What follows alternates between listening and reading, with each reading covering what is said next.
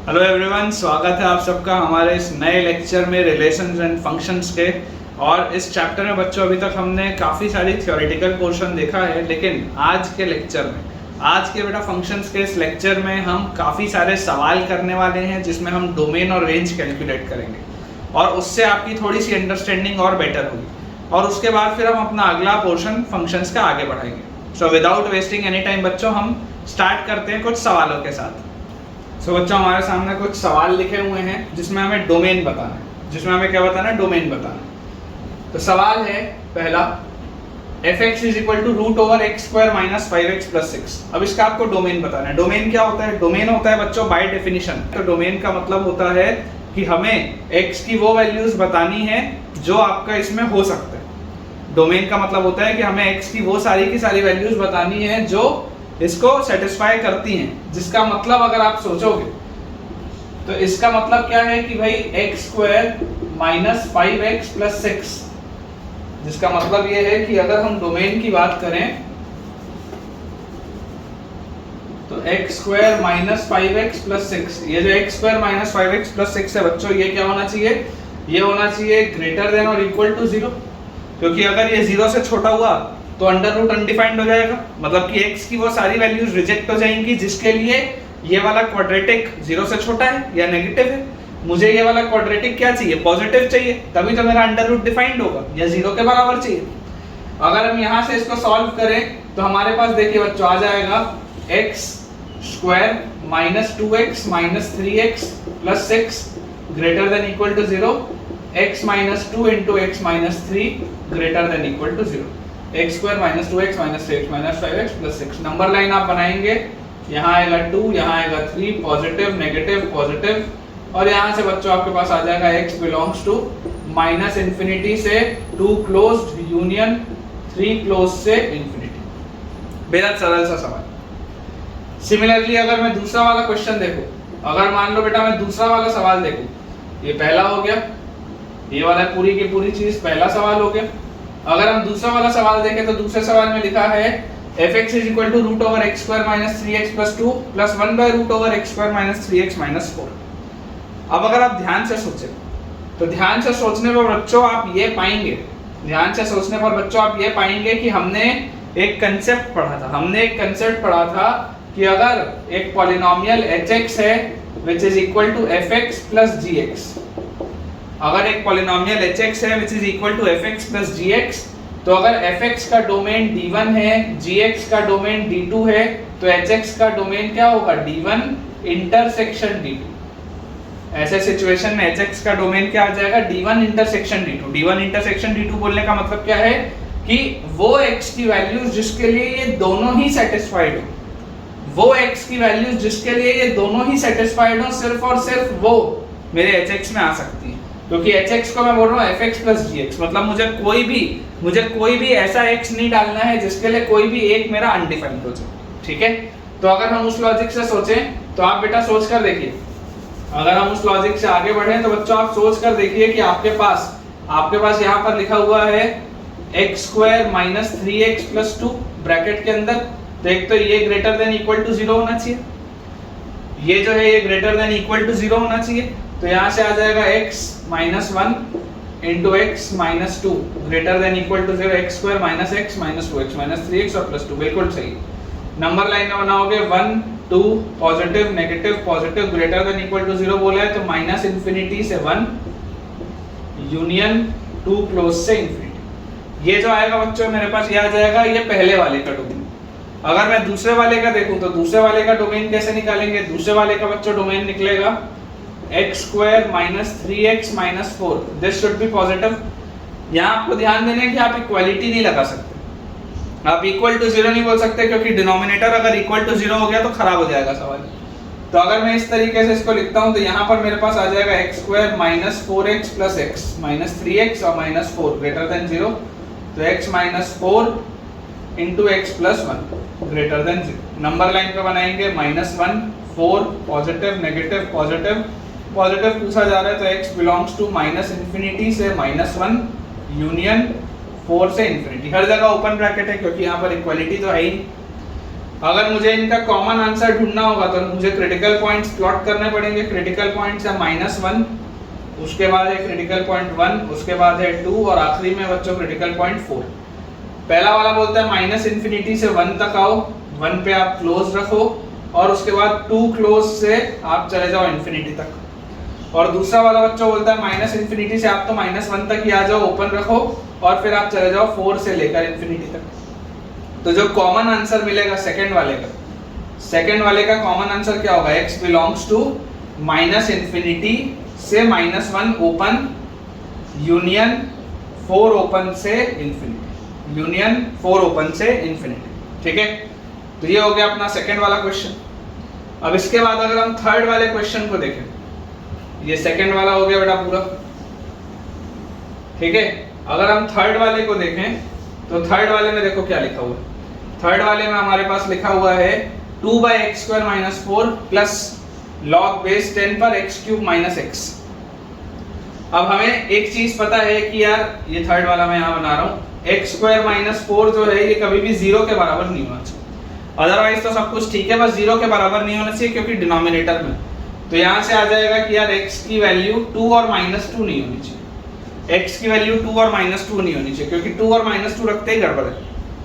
और उसके बाद log के आगे लिखा हुआ है ये चीज x³ - x, तो x³ - x क्योंकि ये नंबर की जगह पर लिखा हुआ है तो ये पॉजिटिव होना चाहिए क्योंकि log का जो नंबर होता है वो हमेशा पॉजिटिव होता है। तो यहाँ से बच्चों आएगा x × x² - 1 should be positive या x × x - 1 × x + 1 should be positive। Number line अगर हम बनाएं तो -1 0 1 पॉजिटिव नेगेटिव पॉजिटिव नेगेटिव। मुझे ग्रेटर देन 0 पूछ रहा है तो मेरे पास आ जाएगा x बिलोंग्स टू -1 से 0 यूनियन 1 से इंफिनिटी, -1 से 0 यूनियन 1 से इंफिनिटी। अब आप देख लो क्या ये -1 से 0 वाले में, -1 से 0 वाले में क्या ये 2 और -2 आ रहा है? क्या नहीं आ रहा, तो ये तो ठीक है। और -1 से 0 वाले में क्या 2 आ रहा है क्या? तो हाँ, यहाँ पर आप देख रहे हो कि 2 आ रहा है, यहाँ पर आप देख रहे हो कि 2 आ रहा है। तो जब फाइनल आंसर मुझे लिखना होगा दोनों का इंटरसेक्शन लेके, फाइनल आंसर में क्या लिखूंगा? x बिलोंग्स टू -1 से 0 यूनियन 1 से 2 यूनियन 2 से इंफिनिटी, क्योंकि ये जो 2 यहाँ पर आया वो मुझे हटाना पड़ेगा, जो 2 यहाँ पर आया मुझे हटाना पड़ेगा। तो आई होप बच्चों आपको चीजें समझ में आ रही होंगी। मैं थोड़ा सा बोर्ड क्लियर कर लेता हूँ ताकि हम अगले सवालों को बना पाए। तो बच्चों बोर्ड क्लियर हो गया है। आई होप आपको बहुत मजा आ रहा होगा और काफी सारी एक्साइटमेंट भी आ रही होगी क्योंकि हम सवालों को फाइनली बनाना स्टार्ट कर दिए। और जितने ही बच्चों को ये लग रहा है कि यार क्लासेस का फ्रीक्वेंसी बहुत कम है, आप घबराओ मत, अपन क्लासेस की फ्रीक्वेंसी बढ़ा देंगे क्लास 12th की। फिलहाल पिछले एक हफ्ते से अल्टरनेट में जा रहा था क्लास 11th और 12th, लेकिन अब धीरे से अपन क्लासेस की फ्रीक्वेंसी बढ़ा देंगे क्लास 12th की, ताकि आपका सिलेबस टाइमली खत्म हो जाए। आप निश्चिंत रहिए, आपका 12वीं होगा, पूरा का पूरा होगा, इसी चैनल पे होगा, पूरी जेईई की तैयारी होगी, सब कुछ होगा। ठीक है, अपन सब कुछ पढ़ेंगे, भले अपने को वीडियोस का ड्यूरेशन बढ़ाना पड़ेगा, 2 घंटा करना पड़ेगा, वो भी चलेगा, लेकिन अपन करेंगे पूरा। ठीक है, तो 3 सवाल के बाद बच्चों चौथा जो सवाल है, 4th वाले क्वेश्चन में हमारे पास क्या लिखा हुआ है, मुझे इसका डोमेन बताना है, डोमेन बताना है। तो अगेन पॉइंट वही है कि mod x - x जो होना चाहिए वो पॉजिटिव होना चाहिए, mod x - x पॉजिटिव होना चाहिए, अंडर रूट के अंदर है, डिनोमिनेटर में है, तो इक्वालिटी तो आएगी नहीं। इसका मतलब mod x should be greater than x, इसका मतलब क्या आ गया, mod x should be greater than x। अब mod x शुड बी अगर ग्रेटर देन x आया है तो आप जरा सोच के देखो, अगर x पॉजिटिव होता, अगर x पॉजिटिव होता तो mod कैसे खुलता, x ग्रेटर देन x की तरह खुलता, तो ये तो गलत है, x x से बड़ा थोड़ा होता। अगर मान लो x इक्वल टू 0 होता तो 0 ग्रेटर देन 0 खुलता, ये भी गलत है। लेकिन अगर बच्चों x नेगेटिव होता, अगर x नेगेटिव होता तो mod x क्या है, mod x खुलेगा -x और should be greater than x, तो यहां से आ जाएगा 2x should be less then 0, या मैं बोल सकता हूं x should be less then 0। x less then 0 में देखो जो कंडीशन आ रही है वो बिल्कुल सही है, x लेस देन 0 में जो कंडीशन आ रही है वो बिल्कुल सही है। और हम इसको ऐसे भी सोच सकते हैं कि यार अगर x नेगेटिव है तो mod तो हमेशा ही पॉजिटिव होता है, तो पॉजिटिव नंबर तो हमेशा ही एक नेगेटिव नंबर से बड़ा होगा, मतलब ये इसका आंसर होगा। For all the negative values of x this is true, इसका आंसर आ जाएगा for all the negative values of x। मतलब अगर आप इसका आंसर बोलेंगे तो x बिलोंग्स टू आप लिख सकते हैं माइनस इन्फिनिटी से 0, ठीक है। उसके बाद फिफ्थ वाला बच्चा क्वेश्चन हमारे पास लिखा हुआ है कि 1 by root over greatest integer of x, this big bracket is called greatest integer function. तो 1 by root over greatest integer of x minus x, condition वही रहेगी बच्चों की greatest integer of x minus x जो होगा it should be positive, मतलब कि greatest integer of x should be greater than x, greatest integer of x should be greater than x। अब आप जरा सोच कर देखिए कि क्या भला ग्रेटेस्ट इंटीजर ऑफ x कभी भी x से बड़ा हो सकता है? देखो अगर आप x को कोई भी एक डेसिमल नंबर लोगे, यहाँ नहीं लिखते यहीं लिख देते, अगर मान लो आप x को कोई भी एक नॉन इंटीजर लोगे, x do not belong to an integer, अगर आप उसको कोई भी एक नॉन इंटीजर लोगे, मान लो जैसे मैं 2.7 बोलता हूँ, मान लो अगर मैं 2.7 बोलता हूँ तो 2.7 का ग्रेटेस्ट इंटीजर क्या 2.7 से बड़ा होगा क्या? तो 2.7 का ग्रेटेस्ट इंटीजर 2 होता है, वो तो 2.7 से बड़ा नहीं होता, गलत हो गया। अच्छा अगर मान लो आपने नेगेटिव नंबर कोई लिया होता, अगर आपने मान लो नेगेटिव नंबर लिया होता कि आपने मान लो -2.7 लिया, तो क्या -2.7 का ग्रेटेस्ट इंटीजर -2.7 से बड़ा होता है क्या? तो -2.7 का ग्रेटेस्ट इंटीजर क्या होगा? -3। क्या ये -2.7 से बड़ा है क्या? नहीं, ये भी नहीं, गलत हो गया। और अगर मान लो आप x कोई इंटीजर लोगे, अगर मान लो आप x को कोई इंटीजर लोगे, if x belongs to an integer, तो अगर बच्चों आप x को कोई भी एक इंटीजर लोगे तो आप जरा सोच के देखो, इंटीजर लेने पर मान लो 3 ले लिया, तो ग्रेटेस्ट इंटीजर ऑफ 3 क्या 3 से बड़ा होता है क्या? तो नहीं है, ये तो बराबर होता है, ये तो गलत हो गया, ये तो गलत हो गया। इसका मतलब ऐसा कोई भी x नहीं है, there is no value of x belongs to null set which is called 5, ये इसका आंसर होगा। ऐसा कोई भी x नहीं है जिसके लिए आपकी ये कंडीशन सेटिस्फाई करे, there is no x, there is no x, ठीक है, जिसमें के लिए आपके लिए कंडीशन ये सेटिस्फाई करे। तो बच्चों आप 5 सवाल करने के बाद छठवें वाले हमारे पास सवाल में देखिए लिखा हुआ है 6th क्वेश्चन में, fx is equal to root over log base half पे 5x minus x square by 4। अब अगेन आपको बेटा ये चीज पता है कि ये 5x minus x square by 4 जो है, 5x minus x square by 4 जो है, ये 100% पॉजिटिव होना चाहिए, 0 से तो बड़ा होना चाहिए, क्योंकि नंबर की जगह पे लिखा हुआ तो पॉजिटिव तो होना पड़ेगा इसमें। और लॉग के अंदर की पूरी चीज क्या होनी चाहिए? लॉग के अंदर की पूरी चीज या तो 0 के बराबर हो या 0 से बड़ी हो, लॉग के अंदर कभी भी नेगेटिव तो आ ही नहीं सकता। मतलब कि आपको अगर ये अंदर वाली पूरी चीज पॉजिटिव चाहिए या 0 चाहिए, तो आपको इसमें क्या चीज इंश्योर करनी पड़ेगी कि क्योंकि बेस इसका 1 से छोटा है, क्योंकि बेस इसका 1 से छोटा है तो नंबर को भी 1 से छोटा होना पड़ेगा। सोच के देखो, याद करके देखो, हमने लॉग में पढ़ा है कि एक लॉग की वैल्यू पॉजिटिव कब आती है? लॉग की वैल्यू पॉजिटिव आती है जब नंबर और बेस दोनों 1 के सेम साइड हो, या तो दोनों 1 से छोटा हो या तो दोनों 1 से बड़ा हो, ठीक है। तो यहाँ पर अगर हम देखेंगे तो ये इसको, इस पूरे को ये क्या होना पड़ेगा? इस नंबर को 1 से छोटा होना पड़ेगा, तभी ये पूरा का पूरा जो लॉग है वो क्या आएगा? पॉजिटिव आएगा, क्योंकि बेस 1 से छोटा है तो ये अंदर वाले को भी 1 से छोटा होना पड़ेगा।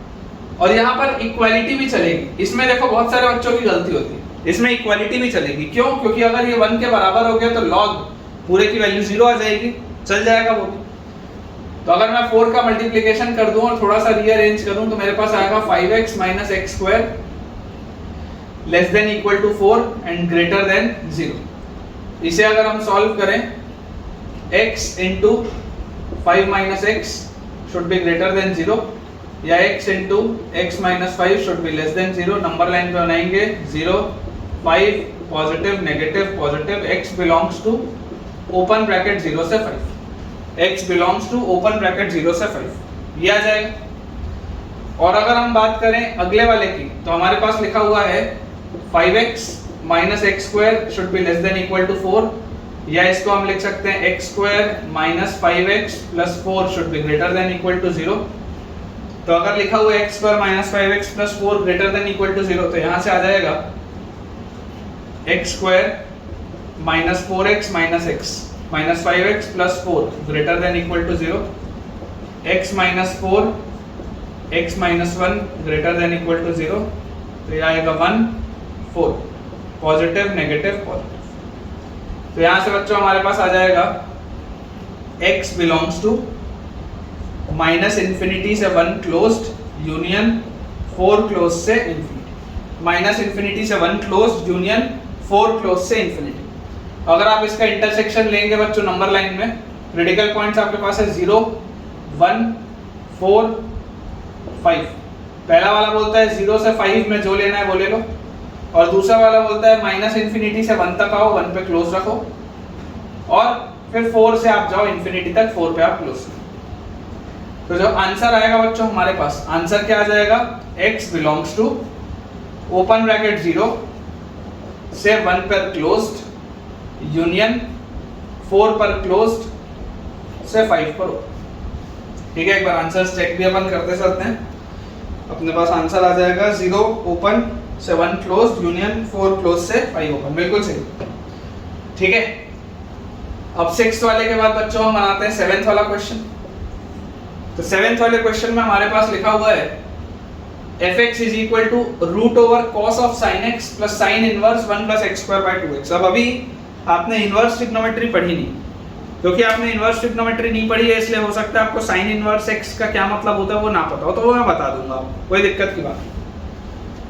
अगर हम under root of cos of sin x बोलें तो एक चीज हमें समझ में आती है कि यार cos ऑफ sin x को तो ग्रेटर देन इक्वल टू 0 होना पड़ेगा, ये तो बहुत जरूरी है, पॉजिटिव या 0 के बराबर होना पड़ेगा। sin x कहां से कहां मूव करता है, -1 से 1। sin x कहां से कहां मूव करता है, -1 से 1। मतलब आप सोच कर देखो कि क्योंकि ये cos का आर्ग्यूमेंट है, ये जो sin x यहां लिखा हुआ है, sin का आर्ग्यूमेंट x है, लेकिन इस पूरे के पूरे cos का आर्ग्यूमेंट क्या है, sin x है। और sin x कहां से कहां मूव कर रहा है, -1 से 1। मतलब cos के अंदर जो चीज है वो कहां से कहां मूव कर रही है, -1 से 1। ऐसे सवालों में विशेष रूप से ये ध्यान देना होता है कि ये -1 से 1 डिग्री नहीं है बच्चों, ये रेडियन है। -1 से 1 रेडियन है, और हमें पता है 1 रेडियन की वैल्यू अंदाजे से 57 डिग्री के आसपास होती है, ये हमें पता है। तो अगर हम बोले cos का ग्राफ, तो देखो cos का बच्चों ग्राफ कैसा होता है, कुछ ऐसा होता है cos का ग्राफ, यहां से चालू होता है, यहां पर खत्म होता है 2 पाई पे, ठीक है। और ये होता है पाई बाय 2, ये होगा आपके पास 1.57, और ये होगा माइनस पाई बाय 2, ये होगा आपके पास -1.57। cos के अंदर चीज घूम कहां से कहां रही है, -1 से 1। cos के अंदर जो चीज घूम रही है बच्चों वो यहां घूम रही है, -1 से 1। cos के अंदर वाली चीज कहां पर घूम रही है, -1 से 1। तो अगर ये cos के अंदर वाली चीज -1 से 1 घूम रही है तो -1 से 1 में तो ये हमेशा ही पॉजिटिव है, -1 से 1 में तो ये हमेशा ही पॉजिटिव है cos के अंदर वाली चीज। तो अगर बच्चों ये -1 से 1 में हमेशा ही पॉजिटिव चल रहा है तो कोई प्रॉब्लम ही नहीं है, cos ऑफ sin x हमेशा ही पॉजिटिव होगा। क्यों? क्योंकि sin x जो है वो -1 से, मतलब sin x जो है वो -1 से 1 के बीच में मूव करता था। ये हमने cos का ग्राफ बनाया, हम देख रहे हैं कि cos तो -1.57 जो कि -π/2 होता है, और 1.57 जो कि π/2 होता है। cos तो ये दोनों के बीच में वैसे ही हमेशा पॉजिटिव है, तो अगर cos वैसे ही हमेशा पॉजिटिव है तो आप x को चाहे कुछ भी रखो, वो तो हमेशा ही cos of sin x positive होगा। तो यहाँ के हिसाब से तो x belongs to all real number आ जाएगा। आपको जो रखना है वो रखो, आपको जो रखना है वो रखो, x तो हमेशा ही आप कुछ भी रख सकते हो, अंदर वाली ये चीज तो हमेशा पॉजिटिव। अब घूम फिर के बात आ जाती है साइन इनवर्स। तो हमें फिलहाल के लिए बच्चों ये याद रखना है कि साइन इनवर्स का ये जो आर्ग्यूमेंट होता है, इसका जो डोमेन होता है वो -1 से 1 पे मूव करता है, ठीक है। ये चीज हम इनवर्स ट्रिग्नोमेट्रिक फंक्शन में पढ़ेंगे तब आपको अच्छे से मैं बताऊंगा। फिलहाल के लिए हम सिर्फ इतना ध्यान रख सकते हैं कि अगर साइन इनवर्स का ये आर्ग्यूमेंट लिखा है तो मुझे सिर्फ इतना पता होना चाहिए कि 1 + x² 2x जो होता है वो -1 से 1 के बीच में मूव करता है। कैसे करता है, क्यों करता है, सब सिखाऊंगा कैसे करता है, क्यों करता है, सब कुछ आएगा। फिलहाल हम सिर्फ ये माने तो बहुत अच्छा है। अब अगर हम बच्चों इसको सॉल्व करें, ठीक है, अगर बेटा हम इसको सॉल्व करें तो यहां से देखिए हमारे पास आ जाएगा, पहले ये वाले को सॉल्व कर लेते हैं। तो 1 + x² 2x + 1 should be greater than equal to 0। तो यहां से आएगा 1 + x² + 2x 2x should be greater than equal to 0। तो 1 + x का whole square 2x should be greater than equal to 0। Number line पे बनाएंगे -1 0 पॉजिटिव नेगेटिव पॉजिटिव, एक second, यहाँ पे आएगा पॉजिटिव, 0 पे आएगा बच्चों नेगेटिव, ठीक है ना, 0 पे नेगेटिव आएगा, और उसके बाद -1 वाले पे भी नेगेटिव आएगा, ऐसा है। और क्योंकि ये मुझे ग्रेटर देन इक्वल टू 0 पूछा हुआ है, तो ग्रेटर देन इक्वल टू 0 के लिए मैं यहाँ पे बोल सकता हूँ x belongs to, greater than equal to 0 के लिए बच्चों मैं यहाँ पर बोल सकता हूँ x बिलोंग्स टू, देखो ग्रेटर देन 0 तो क्या है, 0 से बड़े पे, और 0 तो आप रख नहीं सकते क्योंकि 0 डिनोमिनेटर पे, तो 0 से इंफिनिटी, x बिलोंग्स टू 0 से इंफिनिटी, ठीक है, ये आ जाएगा आपके पास इधर। और उसके बाद अगर हम बात करें अगले वाले की, तो देखो 1 + x² अपन यहाँ पर थोड़ा सा लिख लेते हैं,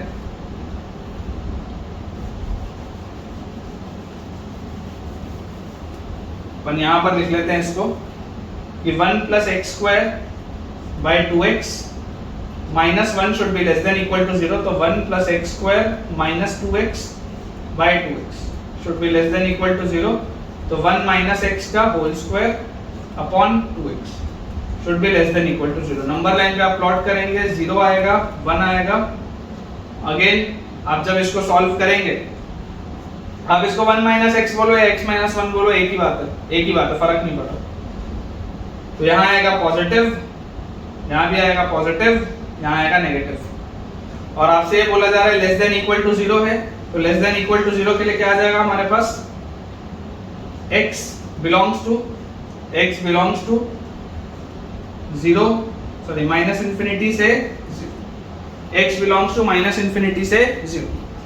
तो पहला वाला केस है, पहले वाले केस के लिए आपके पास डोमेन क्या है, पहले वाले केस के लिए आपके पास डोमेन है ऑल रियल नंबर्स, आपको जो रखना है आप वो रखो। दूसरा वाला जो केस है, दूसरे वाले केस में बच्चों आपके पास ये आ रहा है आंसर, दूसरे वाले केस में आपके पास ये आ रहा है आंसर। अगर आप यहाँ पर देखोगे तो ये वाले में और ये वाले में मैंने अभी एक पॉइंट छोड़ा है, कैसे छोड़ दिया है देखो, यहाँ पर आपको जरूर दिख रहा है कि x को 0 से बड़ा लेना पड़ेगा, यहाँ पर आप ग्रेटर देन इक्वल टू 0 देख के जरूर बोल सकते हो कि यार ये 0 से आपको बड़ा लेना पड़ेगा, लेकिन x की वैल्यू सोचो -1 भी तो हो सकती है, x की वैल्यू -1 भी तो हो सकती है, पॉसिबल है। वैसे यहाँ वाले पर देखो, यहाँ वाले पर अगर आप देखोगे तो x की वैल्यू 1 भी तो हो सकती है, x की वैल्यू 1 भी तो हो सकती है, बिल्कुल पॉसिबल है। तो हमारे पास यहाँ पर आंसर आ जा रहा है -1 या 0 से इंफिनिटी, ये वाले का आंसर आ जा रहा है 1 या -∞ से 0। दोबारा बोल रहा हूँ, -1 या 0 से इंफिनिटी, और यहाँ पर आ जा रहा है 1 या -∞ से 0। तो अब बच्चों मुझे इन दोनों का इंटरसेक्शन अगर लेना होगा, अगर मान लो मुझे इन दोनों का इंटरसेक्शन लेना होगा, तो हम किस तरीके से ले सकते हैं, देखो पहले वाला आपको क्या बोल रहा है, पहला वाला आपको केस बोल रहा है कि -∞ से 0 लो या 1 लो, ये आपके पास आंसर है ना एक केस का। एक अगर ये वाला आंसर है तो -∞ से 0 लो या 1 लो। तो अगर हम मान लो यहाँ पर क्रिटिकल पॉइंट प्लॉट कर लें 0 1, तो -∞ से आप या तो 0 में कुछ भी ले लो या 1 ले लो, या पहले वाले केस का आंसर। दूसरा वाला केस क्या बोल रहा है, 0 से इंफिनिटी लो या -1 लो। दूसरा वाला केस बोल रहा है 0 से इंफिनिटी लो या -1 लो, 0 से इंफिनिटी लो या -1 ले लो। अब दोनों में कॉमन क्या है, दोनों में कॉमन क्या है, तो दोनों में कॉमन सिर्फ और सिर्फ दो वैल्यूज है, दोनों में कॉमन सिर्फ और सिर्फ दो वैल्यूज है, या तो ये 1 वाली वैल्यू है या ये -1 वाली वैल्यू, और कुछ भी कॉमन नहीं। तो हमारे पास इसका आंसर क्या आ जाएगा, x = 1 या -1। देख लो आप, इंटरसेक्शन लिया है मैंने सिंपल सा, ये दोनों को इधर प्लॉट कर लिया, ये वाले दोनों को इधर प्लॉट कर लिया और इंटरसेक्शन ले लिया। इंटरसेक्शन क्लियरली बोल रहा है कि या तो x 1 होगा या तो x -1 होगा। तो मेरे पास पहला वाला पार्ट बोल रहा था कि आप x को कोई भी रियल नंबर ले लो, दूसरा वाला आपको पार्ट बोल रहा है कि आप x को सिर्फ 1 या -1 ले सकते हैं।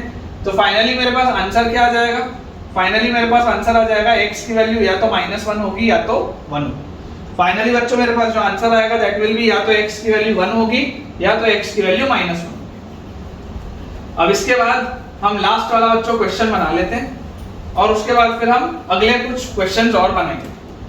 अगर हम बात करें लास्ट वाले क्वेश्चन की, तो इसमें लिखा हुआ है fx जो है 8th वाला ये क्वेश्चन है, fx जो है this is log multiple log question है, लॉग बेस 4 पे, फिर लॉग बेस 2 पे, और उसके बाद लास्ट में लॉग x बेस हाफ। ये हमारे पास सवाल है। अगर आप चाहते हैं कि ये सवाल डिफाइंड हो, तो ये सवाल को डिफाइंड होने के लिए सबसे पहले तो इस पूरी चीज को पॉजिटिव होना पड़ेगा, मतलब कि log बेस 2 पे log x base half, this should be greater than 0। अगर ये 0 से बड़ा नहीं होगा तो काम नहीं चलेगा। अब इसके बाद अगर हम इसे सॉल्व करें तो आप देखिए log किसी चीज का क्या है, पॉजिटिव। अगर log किसी चीज का पॉजिटिव है मतलब ये अंदर वाली चीज क्या होगी, 1 से बड़ी होगी, क्योंकि बेस 1 से बड़ा है। तो यहां से आ जाएगा log x बेस हाफ, ये 1 से बड़ा आ जाएगा। अब log x बेस हाफ है वो 1 से बड़ा है, तो अगर log x बेस हाफ बच्चों 1 से बड़ा है, इसका मतलब x जो होगा वो क्या होगा, सोच के देखो।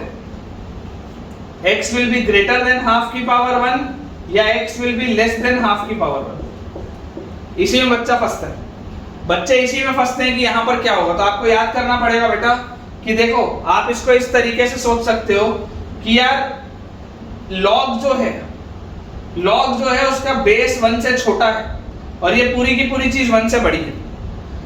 तो इनइक्वालिटीज में जब भी बेस 1 से छोटा होता था और हम इस तरीके का काम करते थे ट्रांसफॉर्मेशन वाला, तो हमेशा इनइक्वालिटी का साइन रिवर्स होता था। उस लॉजिक से ये गलत होना चाहिए और ये सही होना चाहिए, मतलब x must be less than half, x must be less than half. x अगर हाफ से छोटा होगा तभी वो पूरा का पूरा 1 से बड़ा है। तो फाइनली इसका आंसर क्या हो जाना चाहिए। और एक चीज और यहाँ पर आप देख लो, ये x क्या है, x जो है वो log का आर्ग्यूमेंट है, मतलब ये x तो पॉजिटिव होगा ही होगा।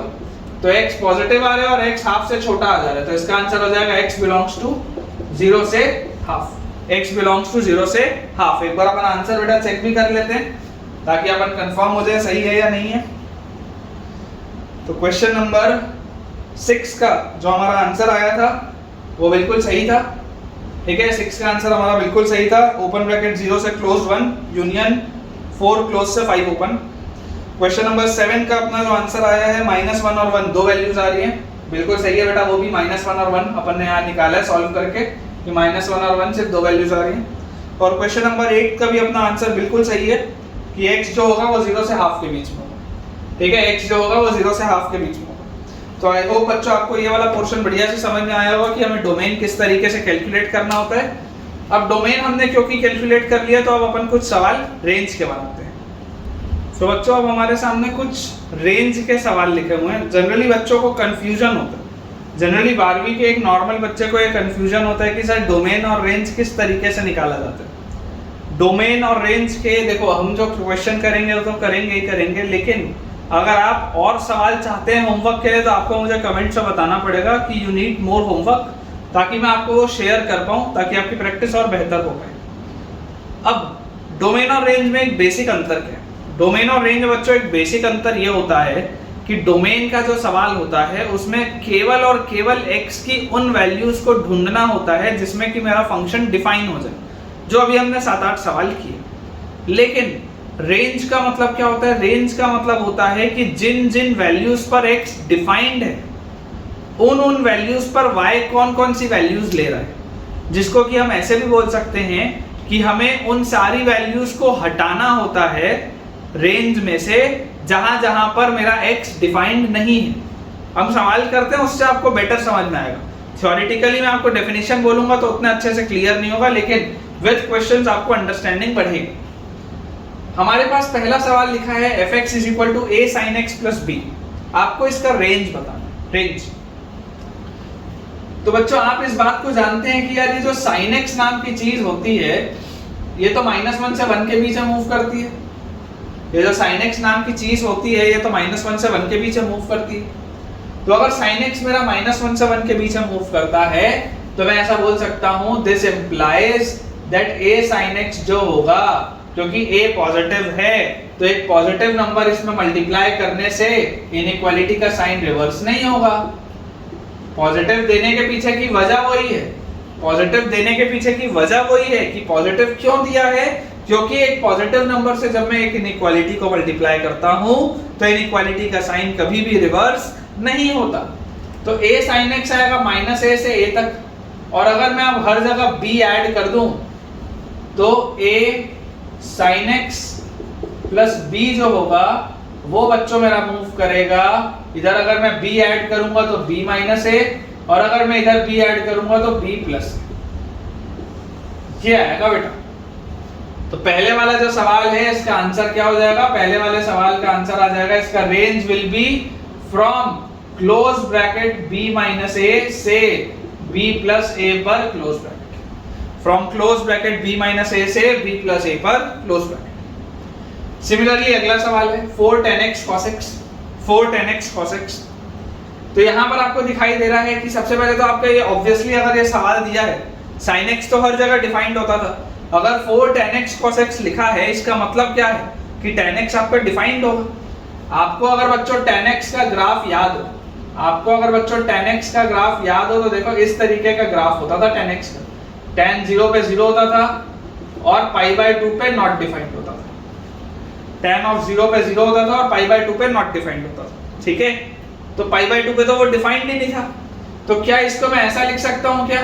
4 tan x की जगह पे मैं लिख दूं sin x by cos x और into cos x लिखा ही। अब आपको ये बात ऑलरेडी पता है, आपको ये बात ऑलरेडी पता है कि यार अगर ये सवाल दिया है मेरे पास, इसका मतलब ये बात 100% श्योर होगी कि x जो भी होगा वो ऑड मल्टीपल ऑफ π/2 नहीं होगा, क्योंकि ऑड मल्टीपल ऑफ π/2 होने पर cos x 0 हो जाता है। जैसे cos π/2 है, cos 3π/2 है, ये सब ऑड मल्टीपल है π/2। तो ऑड मल्टीपल ऑफ π/2 में क्या होता है? cos हो जाता है 0। आप देख लो, आप ग्राफ देख लो cos x का। ये देखो ये आपका ग्राफ है, ये π/2 है, ये π पे -1 है, फिर ये 3π/2। तो अगर cos of odd multiple of π/2 0 हो जाता है, इसका मतलब tan x जो होगा वो ऑड मल्टीपल ऑफ π/2 में डिफाइंड नहीं होगा। हम पढ़ के आए 11th में। तो अगर tan x मेरा ऑड मल्टीपल ऑफ π/2 में डिफाइंड ही नहीं है, इसका मतलब ये मैं क्लियरली बोल सकता हूं कि cos x कभी भी 0 नहीं हो रहा होगा, क्योंकि अगर cos x 0 हुआ तो गड़बड़ हो जाएगी। तो अगर बच्चों कभी cos x 0 हो ही नहीं रहा तो कट कर सकते हैं। ये इसके पीछे का एक्सप्लेनेशन है। मैं चाहता तो डायरेक्टली भी काट देता, लेकिन आपको कंसेप्चुअली समझ में आना चाहिए कि मैंने क्यों कट किया, मैं कब कट कर सकता हूं और कब कट नहीं कर सकता, आपको ये बात समझनी पड़ेगी। तो this question is as good as 4 sin x, this question is as good as 4 sin x। बस मुझे यहां पर ये लिखना पड़ेगा that x is not equal to odd multiple of π/2। ये नहीं हो सकता, बस ऑड मल्टीपल ऑफ π/2 नहीं हो सकता, बाकी सब ठीक है। ठीक है, अब हमारे पास आ गया 4 sin x। अगर हमारे पास बच्चों आ गया 4 sin x, तो देखो sin x का ग्राफ ऐसा होता है, और इसमें मैंने ये चीज बोल दी है कि x क्या है? ऑड मल्टीपल ऑफ π/2 नहीं है। मतलब कि मुझे ये π/2 हटाना पड़ेगा, यहाँ पर मुझे 3π/2 हटाना पड़ेगा, यहाँ पर मुझे 5π/2 हटाना पड़ेगा, ये सब हटाना पड़ेगा, क्योंकि ये तो कभी हो ही नहीं सकते। मतलब कि आप ये चीज समझिए कि sin x की वैल्यू कभी भी 1 नहीं मिलेगी। अगर आपने ऑड मल्टीपल ऑफ π/2 हटा दिया तो sin x की वैल्यू कभी भी 1 नहीं मिलेगी, sin x की वैल्यू कभी भी -1 नहीं मिलेगी। ये दो वैल्यूज आपके उससे हट जाएगी रेंज से। मैंने आपको अगेन बोला क्या, डोमेन पहले निकालो और डोमेन निकालने के बाद आप रेंज देखो, या आप डायरेक्टली ऐसा सोच लो कि कौन कौन से डोमेन के पॉइंट्स मेरे पास एग्जिस्ट नहीं करते, तो उन सब के करस्पॉन्डिंग जो इमेज में मुझे रेंज मिलने वाली थी वो सब मुझे हटाना पड़ेगा। तो ये अगर मुझे हटाना पड़ेगा तो यहां से मेरे पास क्या आ जाएगा कि यार sin x, जिसको मैं पहले बोलता था कि -1 से 1 के बीच में मूव करता और यहां पर मैं इक्वालिटी भी लगाता था, अब मैं इक्वालिटी नहीं लगा सकता क्योंकि ये तो हट गए मेरे डोमेन में से पॉइंट्स। तो यहां पर बच्चों जैसे ही अब मैं 4 sin x बोलूंगा तो 4 sin x आ जाएगा 4 से छोटा और -4 से बड़ा। ठीक है, तो इसका आंसर आ जाएगा ओपन ब्रैकेट -4 से 4, ओपन ब्रैकेट -4 से 4। ये आ जाएगा अपने पास आंसर। आई होप बच्चों आपको ये चीज बढ़िया से क्लियर हो रही होगी। थर्ड वाला जो क्वेश्चन है हमारे पास, थर्ड वाले बच्चों क्वेश्चन में हमारे पास लिखा हुआ है y is equal to x square by 1 plus x, y is equal to x square by 1 plus x। अब अगर बेटा मेरे पास लिखा हुआ है x square by 1 plus x square. तो इसके लिए मुझे अगेन अप्रोच सोचना पड़ेगा कि क्या करना पड़ेगा। तो आप इसमें बच्चों ऐसा सोचो कि यार ये बात तो दिखाई दे रही है ना कि y जो भी होगा 100% पॉजिटिव होगा यार, y कभी नेगेटिव हो ही नहीं सकता, इसकी रेंज कभी नेगेटिव हो ही नहीं सकती। और डोमेन में आप जो चाहे वो रख सकते हो, डोमेन में आप सब कुछ रख सकते हो, कोई प्रॉब्लम नहीं है डोमेन में। लेकिन रेंज, ये बात 100% श्योर है कि ऊपर भी पॉजिटिव है नीचे भी पॉजिटिव है, रेंज हमेशा पॉजिटिव होगी, रेंज कभी भी नेगेटिव नहीं हो सकती। लेकिन पॉजिटिव में कहां से कहां जाएगी वो सोचना है।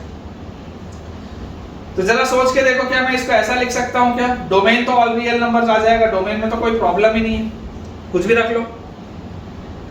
क्या मैं इसको ऐसा लिख सकता हूं कि अगर मैं क्रॉस मल्टीप्लाई करूं तो y plus x square y is equal to x square, और यहां से मैं बोल लूं कि x square into y minus 1 is equal to y या minus y, x square into y minus 1 is equal to minus y, बिल्कुल सही है। और x square is equal to मैं लिख लूं वाई बाय 1 माइनस वाई, ऐसा लिख सकते हैं। अब अगर मैंने एक्स स्क्वायर को लिख लिया y into y by 1 minus y, तो देखो मैं क्या कर रहा हूं, आपने क्वाड्रेटिक में भी पढ़ा होगा। क्वाड्रेटिक में अगर आपने नहीं पढ़ा है तो आप JEE 2024 की प्लेलिस्ट खोलिए। क्वाड्रेटिक में जब लीनियर अपॉन लीनियर की प्रोफाइल आती है, तो लीनियर अपॉन लीनियर की प्रोफाइल कैसे सॉल्व होती है, वो प्रोफाइल बच्चों सॉल्व होती है जब आप x को y के टर्म्स में लिखते हैं और फिर आप सॉल्व करते हैं। सेम मैंने यहां किया, मैंने x स्क्वायर को y के टर्म्स में लिख लिया। अब मुझे एक चीज पता है कि यार ये एक्स स्क्वायर जो है ये तो 100% ग्रेटर देन इक्वल टू 0 होता है, एक्स स्क्वायर जो है वो तो 100% ग्रेटर देन या इक्वल टू 0 होता है। तो यहां से मेरे पास क्या आ गया, y by 1 minus y greater than equal to 0 या y by y minus 1 less than equal to 0। Number line में 0 1 पॉजिटिव नेगेटिव पॉजिटिव, तो यहां से आ जाएगा बच्चों y belongs to close bracket 0 से ओपन ब्रैकेट 1, क्लोज ब्रैकेट 0 से ओपन ब्रैकेट 1।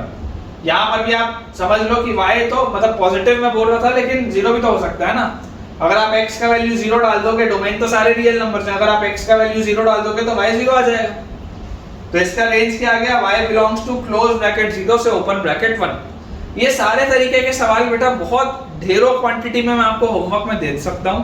आप में से जिसको भी चाहिए इससे रिलेटेड होमवर्क में क्वेश्चन, आप जरूर मुझे कमेंट से बताइएगा, तभी मैं उसको पोस्ट करूंगा, ठीक है ना। और आप जितने ज्यादा ऐसे सवाल बनाएंगे तभी आपकी प्रैक्टिस बेहतर हो पाएगी। तीसरे वाले का आंसर बच्चों हमारे पास आ जाएगा y belongs to close bracket 0 से ओपन ब्रैकेट 1। थोड़ा अपन बेटा बोर्ड को क्लियर कर लेते हैं, फिर बचे हुए 3 सवालों को सॉल्व करते हैं। तीसरे के बाद बेटा चौथा सवाल हमारे सामने लिखा हुआ है। फोर्थ वाले क्वेश्चन में ये बताया जा रहा है कि log बेस e पे, बेस e आपको पता ही है ln बोलते हैं, नेचुरल लॉगरिथम होता है, और नंबर लिखा हुआ है 3x square minus 4x plus 5। ये log बेस e पर है और ये चीज मेरे पास लिखी हुई है। अब ये जो चीज है, अगर मान लो मैं आपको सिर्फ ये बोल दूं कि यार ये पॉजिटिव होना चाहिए, तो इससे क्या आपको क्या निकलेगा, इससे डोमेन निकलेगा, क्योंकि ये x की वैल्यूज बताएगा। लेकिन अगर मुझे रेंज निकालना है तो रेंज ऐसे नहीं निकलेगा, रेंज निकालने का तरीका अलग होगा। आप अगर इसको सॉल्व करोगे और आप x का सेट बताओगे तो x का सेट तो डोमेन हो गया। डोमेन नहीं पूछ रहा है सवाल, सवाल आपसे रेंज पूछ रहा है। तो अगर आपसे सवाल रेंज पूछ रहा है तो रेंज के लिए मुझे क्या करना पड़ेगा, मुझे ये देखना पड़ेगा कि ये क्वाड्रेटिक कहां से कहां जा रहा है। तो ये क्वाड्रेटिक अगर हम इसमें देखें तो लीडिंग कोफिशिएंट पॉजिटिव है, मतलब ये माउथ ओपनिंग अपवर्ड्स पैराबोला होगा, और इसका जो वर्टेक्स होगा, इसका वर्टेक्स कहां होगा देख लेते हैं। इसका वर्टेक्स आएगा बेटा मिनिमम वैल्यू, इसकी मिनिमम वैल्यू आएगी माइनस d बाय 4a पे, मतलब कि 4ac minus b square by 4a, मतलब 4 इंटू 3 12 इंटू 5 60, 60 में से 16 गया, कितना बचा 44, 44 बाय 4 अगर आप करोगे तो 11 बाय 3 आएगा। मतलब कि इस क्वाड्रेटिक की मिनिमम वैल्यू क्या है, 11 बाय 3। इस क्वाड्रेटिक की मिनिमम वैल्यू क्या है, 11 बाय 3। अब आप सोचो कि ये जो क्वाड्रेटिक है ये क्वाड्रेटिक कहां से कहां जा रहा है, तो मैं बोलूंगा this quadratic is moving from close bracket 11/3 से इंफिनिटी, क्योंकि ये माउथ ओपनिंग अपवर्ड्स पैराबोला है, तो ये 11/3 से इंफिनिटी जा रहा है। अब ये जो पूरी चीज है, ये पूरी चीज जा रही है 11/3 क्लोज ब्रैकेट से इंफिनिटी तक, ये पूरी चीज, और ये लगा है लॉग के आगे। और आपको पता है कि इस नेचुरल लॉगरिथम का क्योंकि बेस e है, पॉजिटिव नंबर है, तो इसका जो ग्राफ होगा वो एक इंक्रीजिंग फंक्शन होगा। इस इंक्रीजिंग फंक्शन के लिए अगर मैं आपको बोलूं कि देखो ये तो 0.1, अगर मैं आपको बोलूं कि 11/3 यहां पर कहीं पर होगा, यहां, तो आपको ये बोला जा रहा है कि लॉग के अंदर जो नंबर लिखा है वो 11/3 से इंफिनिटी की तरफ है। लॉग के अंदर वाला जो नंबर है वो 11/3 से इंफिनिटी की तरफ है, मतलब वो या तो 11/3 है या उससे बड़ा है, उससे छोटा नहीं। तो इसका रेंज जो होगा, इसका रेंज क्या होगा, 11/3 पर जब इस आर्गुमेंट की वैल्यू 11/3 होगी तो इसका आंसर क्या आएगा, लॉग बेस e पर 11/3 आएगा इसका, ये वाला वैल्यू y का वैल्यू। और जब ये इंफिनिटी की तरफ जाएगा, जब ये अंदर वाली चीज इंफिनिटी की तरफ जाएगी तो मेरा log भी तो कहां जा रहा है, इनफाइनाइट की तरफ जा रहा है। तो इसका रेंज क्या हो जाएगा, इसका range will be very important बेटा, इसमें गलती होती है, log बेस e 11/3 से लेकर इंफिनिटी ओपन, ये इसका आंसर आएगा रेंज का। डोमेन इधर रेंज, ठीक है। इसके बाद अगला सवाल हमारे सामने बच्चों लिखा हुआ है फिफ्थ वाले क्वेश्चन में बोला जा रहा है y is equal to x square minus x में आप x कॉमन निकाल सकते हैं, x माइनस 1 आ जाएगा upon x square plus 2x में भी आप x कॉमन निकाल सकते हैं, x प्लस 2 आ जाएगा। अब इस सवाल में आपको एक चीज समझनी पड़ेगी, और वो समझने की चीज है क्या, समझने की चीज ये है बच्चों की, देखो कई सारे बच्चे बोलेंगे सर x और x काट दो, बात तो एक ही है, लेकिन जब आपने x और x को कट किया तो आपने ये मान लिया कि x 0 नहीं हो सकता। जब आपने ये मान लिया कि x 0 नहीं हो सकता तब आप इसको कट कर सकते हो, क्योंकि अगर x 0 हो गया तो मेरा सवाल अनडिफाइंड हो जाएगा, ऊपर भी 0 नीचे भी 0, सवाल अनडिफाइंड हो जाएगा। तो x की वैल्यू अगर 0 नहीं है, if x is not equal to 0, तब आप सेफली इसको कट कर सकते हैं, कोई इशू नहीं। तब ये सवाल रिड्यूस होकर आ गया x minus 1 upon x plus 2। ये हमने क्वाड्रेटिक में पिछले साल पढ़ा है, लीनियर अपॉन लीनियर की प्रोफाइल है। अगर आपको इसको सॉल्व करना है तो आप क्रॉस मल्टीप्लाई करेंगे, xy plus 2y is equal to x minus 1 और x into y minus 1 is equal to minus 2y minus 1, और x की वैल्यू आ जाएगी 1 plus 2y by 1 minus y, ये आ जाएगी। और यहां से मैं आपको बोल रहा हूं कि आपके पास ये आ गया अपने पास x के लिए। तो आपको अगर बेटा यहां पर दिखाई दे रहा है कि क्या यहां से जैसे ही आपने x को y के टर्म्स में लिखा, जैसे ही आपने x को y के टर्म्स में लिखा, अब आप मुझे सोच के बताइए कि क्या हम x को कभी भी इंफिनिटी पर लेकर जा सकते हैं क्या? इंफिनिटी तक आप पहुंचने की कोशिश कर सकते हो, एग्जैक्टली आप इंफिनिटी में पहुंच नहीं सकते। सिमिलरली आप अगर y की वैल्यू 1 बोल दिए तो क्या ये x अनडिफाइंड नहीं हो जाएगा क्या? जैसे ही मैंने x को y के टर्म्स में लिखा, ये इसको मैं थोड़ा फास्ट इसलिए बता रहा हूं क्योंकि 11th में आपने पढ़ा है। मैंने x को y के टर्म्स में क्यों लिखा? क्योंकि यहां से मुझे दिखाई दे रहा है कि यार मैं y की वैल्यू 1 नहीं रख सकता, I cannot keep y equal to 1, क्योंकि y की वैल्यू 1 रखते ही x अनडिफाइंड हो जाएगा, और मैं चाहता हूं कि मेरा x डिफाइंड रहे, इसलिए y कभी भी 1 नहीं हो सकता। y जो है वो कभी भी 1 नहीं हो सकता, x की वैल्यू 0 नहीं हो सकती, हम बोल रहे हैं। अब आप सोच के देखो, अगर x की वैल्यू 0 हो गई, अगर x की वैल्यू मान लो 0 हो गई, if x इक्वल टू 0, तो 0 होगा तब तो मेरा सवाल अनडिफाइंड हो जाएगा। x की वैल्यू 0 होते ही मेरा सवाल अनडिफाइंड हो जाएगा। इसमें आपको एक चीज और समझनी कि x की वैल्यू -2 भी नहीं हो सकती, x की वैल्यू -2 भी नहीं हो सकती, क्योंकि -2 पर भी मेरा ओरिजिनल सवाल क्या हो जाएगा, अनडिफाइंड। -2 पर भी मेरा ओरिजिनल सवाल क्या हो जाएगा, अनडिफाइंड। तो आप जरा सोच के देखो, अगर यहाँ पर आपने -2 रखा होता, अगर आपने यहाँ -2 रखा होता, तो -2 अगर आप रखते तो -2 is equal to 1 plus 2y by 1 minus y, तो यहाँ से आ जाता 2 plus 2y is equal to 1 plus 2y आ जाता। देखो 2y कट जाता तो एक एब्सर्ड सा रिलेशन आ जाता। एक एब्सर्ड सा रिलेशन आ जाता 2 इक्वल टू 1 का, इसलिए आप x को -2 नहीं रख सकते। समझ आ रही है बात? तो यहां से हमको क्या समझ में आ रहा है कि y की वैल्यू 1 कभी भी नहीं हो सकती, y की वैल्यू 1 कभी भी नहीं हो सकती। अब यहां से बच्चों हमको जो चीज समझनी वो क्या समझनी है कि देखो x को आपने निकाला था, आपने ये तो देख लिया कि अगर x की जगह आप -2 रखते तो एब्सर्ड रिलेशन आ जाता। अगर मान लो आपने x को निकाला हुआ है कि x की वैल्यू है 1 + 2y अपॉन 1 - y। अब आपको ये भी इंश्योर करना है कि यार x जो था वो 0 नहीं होना चाहिए था, क्योंकि अगर x 0 नहीं होगा तो ठीक है बात, लेकिन अगर x 0 हो गया तो सवाल अनडिफाइंड हो जाएगा। तो आप सोच के देखो कि यार x अगर कभी भी 0 नहीं होना चाहिए, x अगर कभी भी 0 नहीं होना चाहिए, तो अगर ये कभी भी 0 नहीं होना चाहिए इसका मतलब क्या है? इसका मतलब ये है बच्चों की 1 + 2y कभी भी 0 नहीं होना चाहिए, मतलब y कभी भी -½ के बराबर भी नहीं होना चाहिए। यहां पर आपको देखो दिखाई दे रहा है कि y कभी भी 1 के बराबर नहीं होना चाहिए, ये आप देख पा रहे हो, क्योंकि अगर y 1 के बराबर हुआ तो x अनडिफाइंड हो जाएगा।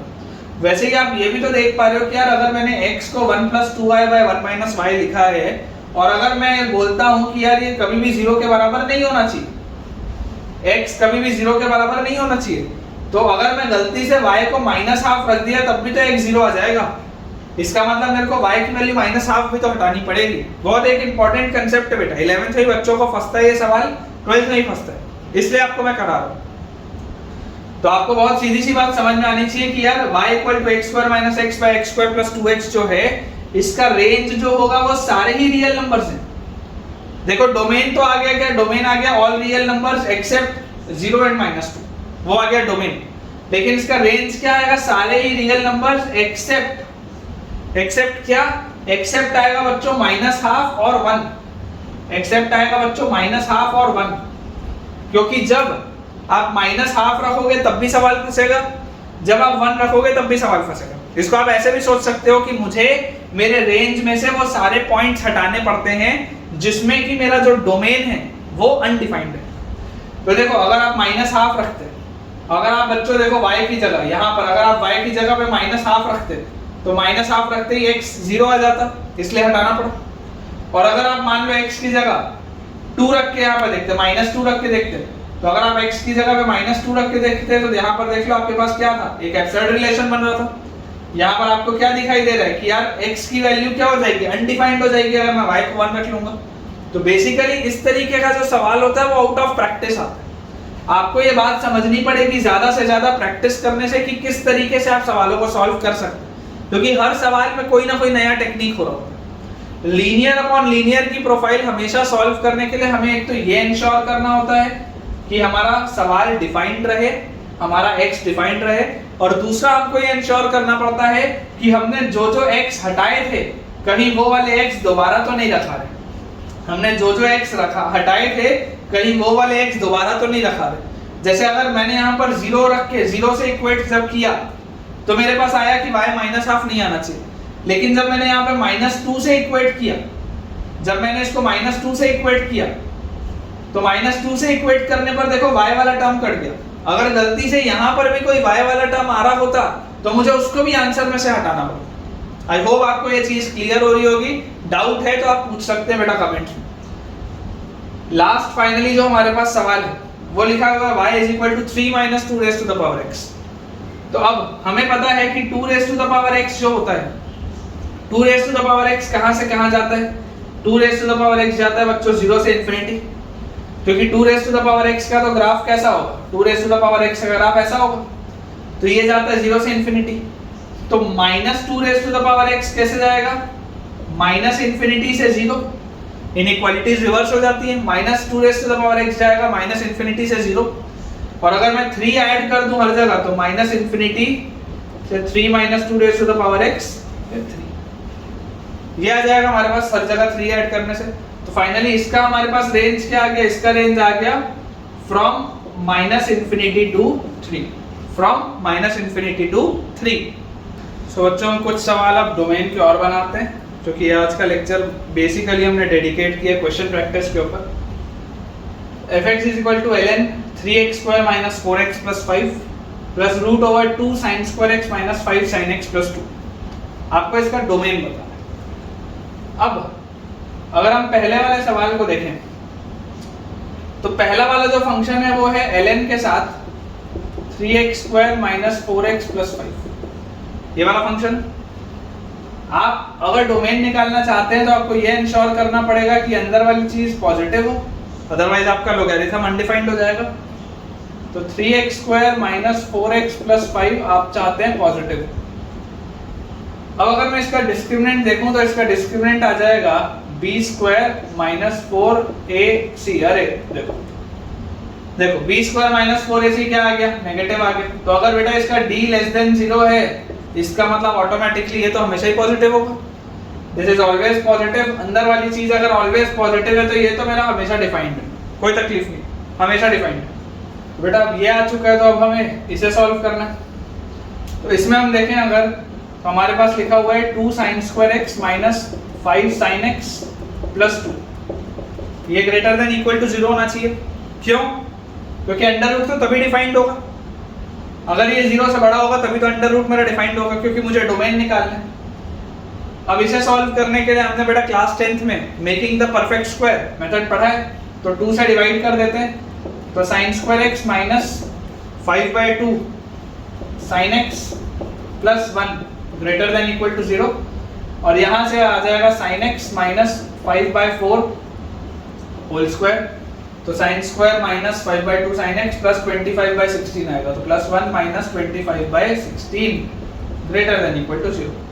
तो यहाँ से बच्चों आएगा sin x - 5/4 का whole square should be greater than equal to 25/16 - 1, ये आ जाएगा 9/16, जिसको कि आप 3/4 का स्क्वायर भी बोल सकते हैं, एक ही बात। अब हमने इस तरीके की इनइक्वालिटी को मॉड्यूलस में सॉल्व करना सीखा है क्लास 11th में। इसको अगर मान लो मैं स्क्वायर रूट ले लूं दोनों साइड, तो मैं बहुत आसानी से ये लिख सकता हूं कि यार sin x - 5/4, क्योंकि यहाँ स्क्वायर लिखा था रूट लगा दिया तो मॉड आ जाएगा, शुड बी ग्रेटर देन 3/4 का मॉड। मॉड लगाओ एक जगह लगाओ एक ही बात है, फर्क नहीं पड़ता, 3/4 से बड़ा होना चाहिए। तो यहां से हम इसको क्या लिख सकते हैं बच्चों, इसका मतलब है कि ये जो sin x - 5/4 होगा वो या तो 3/4 से बड़ा होगा या sin x - 5/4 जो होगा वो -3/4 से छोटा होगा। हम ये ऑलरेडी पढ़ के आए बेटा मॉड्यूलस में। तो यहां से बच्चों मेरे पास sin x आ जाएगा ग्रेटर देन इक्वल टू 5/4 और 3/4 8/4 2 से बड़ा आ जाएगा, ये तो हो ही नहीं सकता।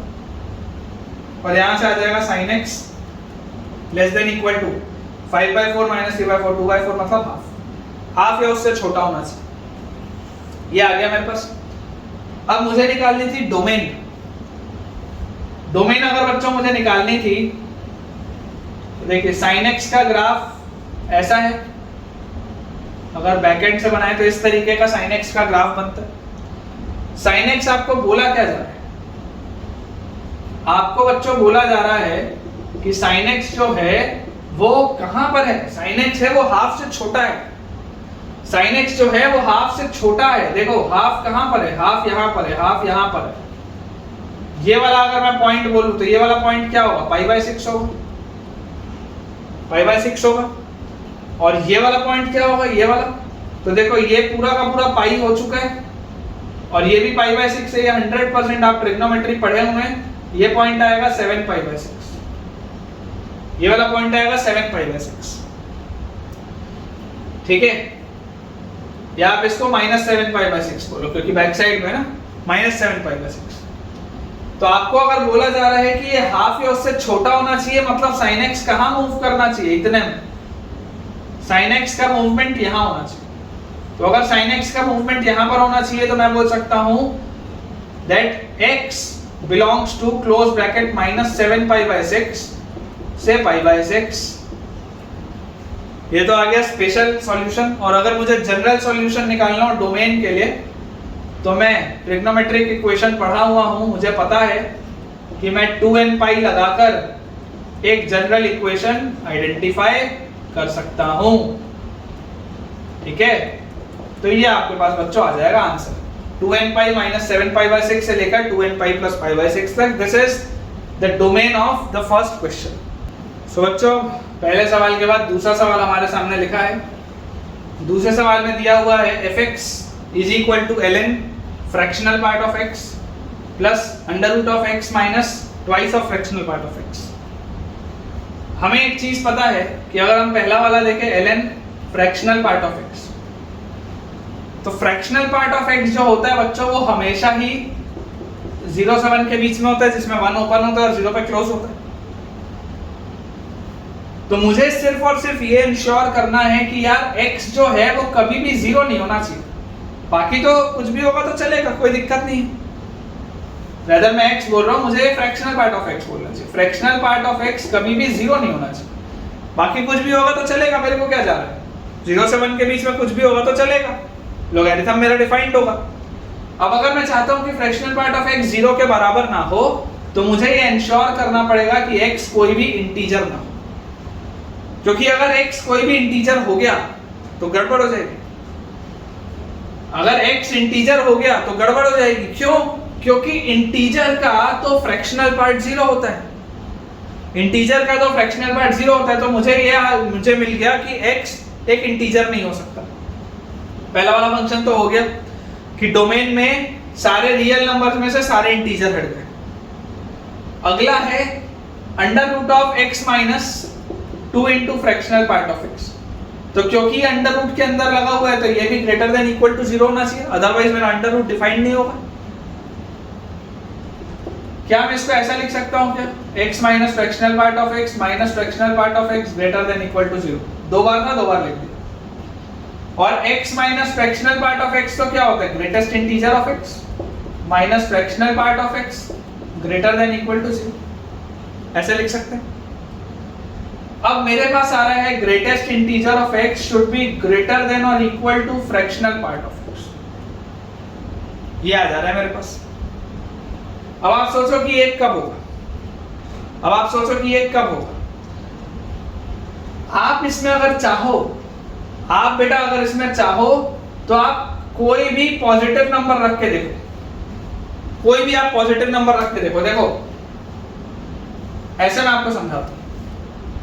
देखो अगर x 0 हुआ, मान लो अगर x 0 हुआ तो 0 का तो ग्रेटेस्ट इंटीजर फंक्शन 0 ही आएगा, फ्रैक्शनल पार्ट भी 0 ही आएगा, और इक्वालिटी है तो चलेगा, x की वैल्यू 0 हो सकती है, कोई दिक्कत नहीं। लेकिन x की वैल्यू 0 इधर चल रही है, इधर नहीं चल रही। अभी अपन जब फाइनल आंसर देखेंगे तब आएगा। अच्छा अगर x नेगेटिव हुआ, तो उसका ग्रेटेस्ट इंटीजर फंक्शन तो नेगेटिव हो जाएगा। अगर x नेगेटिव हुआ तो उसका ग्रेटेस्ट इंटीजर फंक्शन तो नेगेटिव हो जाएगा। लेकिन फ्रैक्शनल पार्ट फंक्शन तो हमेशा ही पॉजिटिव होता है। अब क्या भला नेगेटिव नंबर एक पॉजिटिव नंबर के बराबर या उससे बड़ा हो सकता है क्या? नहीं हो सकता। तो x कभी भी नेगेटिव तो हो ही नहीं सकता। अब अगर मैं x के पॉजिटिव होने की बात करूं, 0 होने पे बात कर ली, लेस देन 0 पे बात कर ली, अब ग्रेटर देन 0 पे बात करें। अगर हम बोलते हैं बच्चों कि x पॉजिटिव होगा, तो अगर हम x को पॉजिटिव लेंगे तो अब आप सोच के देखिए कि if x is positive, if this x is positive, अगर मैं ये सोचूं तो आप सोचो एक पॉजिटिव नंबर के लिए अगर आप 0 से 1 के बीच में, आपको केस इसलिए बता रहा हूं ताकि आपको समझ में आए चीज हो क्या रही। अगर आप 0 से 1 के बीच में मूव करते हैं तो 0 से 1 के बीच का ग्रेटेस्ट इंटीजर फंक्शन तो हमेशा 0 आएगा। 0 से 1 के बीच में जो ग्रेटेस्ट इंटीजर फंक्शन होगा वो तो हमेशा ही 0 आएगा। और 0 से 1 के बीच में फ्रैक्शनल पार्ट ऑफ फंक्शन जो भी होगा वो तो x के बराबर आएगा। फ्रैक्शनल पार्ट ऑफ x तो x के बराबर आएगा, तो ये तो गलत हो गया। क्यों गलत हो गया? क्योंकि यार ये तो वैलिड ही नहीं है इसमें।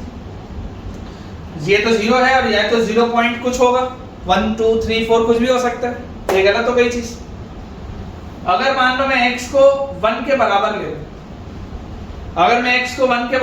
तो ग्रेटेस्ट इंटीजर तो 1 ही आएगा, फ्रैक्शनल पार्ट 0 आएगा, चल सकता है। लेकिन 1 यहां नहीं चल सकता, इंटीजर। और अगर मैं x को 1 से बड़ा ले लूं, कुछ भी मैं 1 से अगर उसको बड़ा ले लूं, तो आप सोच के देखो अगर आप x को 1 से बड़ा लोगे बच्चों, तो 1 से बड़े का ग्रेटेस्ट इंटीजर जो भी होगा वो हमेशा ही बड़ा होगा उसके फ्रैक्शनल पार्ट से।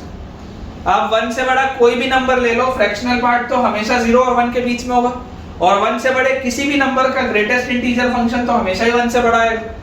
तो ये वाला जो रिलेशन है, ये वाला रिलेशन ट्रू हो जाएगा फॉर x ग्रेटर देन 1।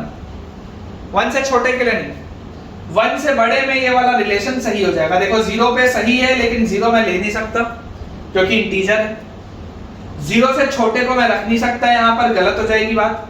0 से 1 के बीच में जाऊंगा, गलत हो जाएगी बात। 1 नहीं रख सकता क्योंकि इंटीजर है, लेकिन 1 से बड़ा मैं कुछ भी रखूंगा तो काम चलेगा। तो मैं ये बोल सकता हूं कि x belongs to all the numbers from 1 to infinity। आप 1 से इंफिनिटी के बीच में कुछ भी रख लो सिवाय पॉजिटिव इंटीजर्स, सिवाय पॉजिटिव इंटीजर्स। आपको पॉजिटिव इंटीजर्स सारे हटाने पड़ेंगे। पॉजिटिव इंटीजर्स बोलने का मतलब है 1 आपने इग्नोर कर ही दिया है, आप 2 नहीं रख सकते, 3 नहीं रख सकते, 4 5 6 7 आप कुछ भी नहीं रख सकते, क्योंकि अगर आप 2 रखोगे तो ये वाली चीज गलत हो जाएगी, ये वाली चीज गलत हो जाएगी। ये तो सब में सही है।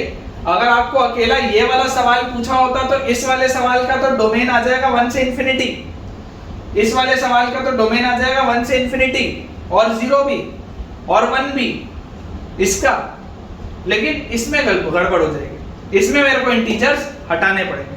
तो इसका final answer will be x belongs to open bracket 1 से infinity minus all the positive integers. So बच्चों 2 सवाल के बाद एक तीसरा आखिरी आज और अपन सवाल कर लेते हैं। 4th और 5th को अपन होमवर्क में रख लेंगे, इसको आप एक बार ट्राई करिएगा, अदरवाइज मैं अगले लेक्चर में आपको करा दूंगा, ठीक है। तो थर्ड वाला जो क्वेश्चन है बच्चों, थर्ड वाले क्वेश्चन में लिखा हुआ है रूट ओवर लॉग बेस 0.3 पे मॉड ऑफ x - 2/x। अब आप देख सकते हैं कि यार अंडर रूट के अंदर तो हमेशा एक पॉजिटिव क्वांटिटी आनी चाहिए या 0 आना चाहिए, और मैं ये देख पा रहा हूं कि इस लॉग का बेस क्या है, इस लॉग का बेस 1 से छोटा है, मतलब कि ये जो नंबर की जगह पर लिखा हुआ है मॉड ऑफ x - 2/x, इसको भी 1 से छोटा होना पड़ेगा, क्योंकि अगर ये 1 से छोटा नहीं हुआ तो गड़बड़ हो जाएगी, और ये 0 से तो बड़ा होगा ही क्योंकि ये नंबर की जगह लिखा है। और क्योंकि लॉग के अंदर 0 भी आ सकता है, मतलब ये रूट के अंदर क्योंकि ये पूरी चीज 0 भी आ सकती है, तो 1 पे इक्वालिटी भी चलेगी। तो बेसिकली मुझे इसका डोमेन निकालने के लिए केवल इसको कैलकुलेट करने की जरूरत है। अब अगर हम ये वाली चीज देखें, mod of x - 2/x should be greater than 0, तो ये तो हमेशा ही पॉजिटिव होता है, ये तो हमेशा ही पॉजिटिव होता है। आपको बस ये देख लेना है कि ये 0 के बराबर ना हो जाए, तो x की वैल्यू कभी भी 2 नहीं हो सकती, x की वैल्यू कभी भी 2 नहीं हो सकती, x की वैल्यू कभी भी 0 नहीं हो सकती। 0 होने पे ये अनडिफाइंड हो जाएगा, और x की वैल्यू आप कभी भी 2 नहीं रख सकते, क्योंकि 2 रखते ही ये पूरी चीज 0 के बराबर हो जाएगी, गड़बड़ हो जाएगी। बाकी 0 से बड़ा तो मॉड हमेशा होता ही है, कोई प्रॉब्लम नहीं है, मॉड इज ऑलवेज पॉजिटिव। और इसके बाद अगर हम देखें mod of x - 2/x less than equal to 1, तो this is as good as x - 2/x less than equal to 1 and greater than equal to -1। Modulus हमने पढ़ा है इनइक्वालिटीज में। तो यहां से बच्चों अगर मैं इसको सॉल्व करूं तो x - 2/x + 1 should be greater than equal to 0, या अगर हम इसको सॉल्व करें तो x - 2/x - 1 should be less than equal to 0, तो x - 2 + x/x should be greater than equal to 0, या यहां से x - 2 - x/x should be less than equal to 0, तो यहां से आएगा बच्चों 2x - 2/x greater than equal to 0, या x से x कर गया -2/x, जिसको आप लिख सकते हैं 2/x greater than equal to 0, sign change हो जाएगा। 2 अगर मैं कॉमन ले लूं तो x - 1/x greater than equal to 0, number line बनाएंगे 0 1 पॉजिटिव नेगेटिव पॉजिटिव, तो यहां से आ जाएगा x belongs to -∞ से 0 यूनियन 1 से ∞, -∞ से 0 यूनियन 1 से ∞, ये आ जाए। और अगर हम यहां पर देखें तो 2/x should be greater than 0, greater than equal to 0, मतलब x जो होगा वो पॉजिटिव होना चाहिए, एज गुड एज दैट। यहाँ x पॉजिटिव होना चाहिए, यहाँ पर x ये बोल रहा है, तो मेरे पास फाइनल आंसर क्या आ जाएगा बच्चों, इन दोनों का इंटरसेक्शन अगर हम लेंगे तो आंसर आ जाएगा x belongs to open bracket 1 से इंफिनिटी, क्योंकि ये वाला पार्ट तो छूट जाएगा क्योंकि x को पॉजिटिव होना है। अब अगर ओपन ब्रैकेट 1 से इंफिनिटी आ गया तो कई सारे बच्चे ये आंसर बोल देंगे, लेकिन ये भी गलत है। क्यों? क्योंकि आपको पता है x की वैल्यू 2 नहीं हो सकती, तो आपको इस आंसर में से 2 को हटाना पड़ेगा। आपको इस आंसर में से 2 को हटाना पड़ेगा, सिर्फ और सिर्फ तब ये आपका सही आंसर कहलाएगा। ठीक है, और इसके बाद बेटा अपन ये मान सकते हैं कि ये वाला पोर्शन अपना हो जाएगा। एक बार देख लेते हैं, और यहाँ पर इक्वालिटी भी लगी हुई है ना, इक्वालिटी लगी हुई है तो इसको थोड़ा सा ठीक करना अपने को पड़ेगा। 0 1 positive negative positive minus infinity से 0, यहाँ पे 1 पे क्लोज आएगा, यहाँ पे 1 पे क्लोज कर लो, यहाँ पर भी 1 पे क्लोज कर लो। ठीक है, 1 क्लोज से इन्फिनिटी एक्सेप्ट 2। तो बच्चों आई बिलीव आपको आज के लेक्चर में मजा आया होगा। हमने काफी सारे क्योंकि सवालों की प्रैक्टिस भी की है। ये बचे हुए 2 सवालों को आप एज अ होमवर्क जरूर ट्राई करिएगा, बन जाते हैं तो मुझे कमेंट से बताइएगा इसके आंसर, और अगर नहीं बनते हैं तो अगला लेक्चर जरूर देखिएगा, क्योंकि हम उसमें इन्हें डिस्कस भी करेंगे। मैं आपको कुछ होमवर्क के क्वेश्चंस और भी दूंगा, और साथ ही फिर हम अपना थ्योरी का पोर्शन आगे कंटिन्यू भी करेंगे। तो आप आई बिलीव अपनी पढ़ाई बहुत अच्छे से कर रहे होंगे, और आपको बिल्कुल भी टेंशन लेने की जरूरत नहीं है, क्योंकि आपका पूरा 12वीं में दोबारा बोल रहा हूँ होगा, इसी चैनल में होगा, और समय से होगा, जल्दी से जल्दी होगा। तो आप जरूर बढ़िया से अपनी पढ़ाई करते रहिए, वीडियोस देखते रहिए, 11th के भी वीडियोस देखते रहिए, ताकि आपका रिवीजन होता रहे ज़्यादा अच्छे से। Thank you.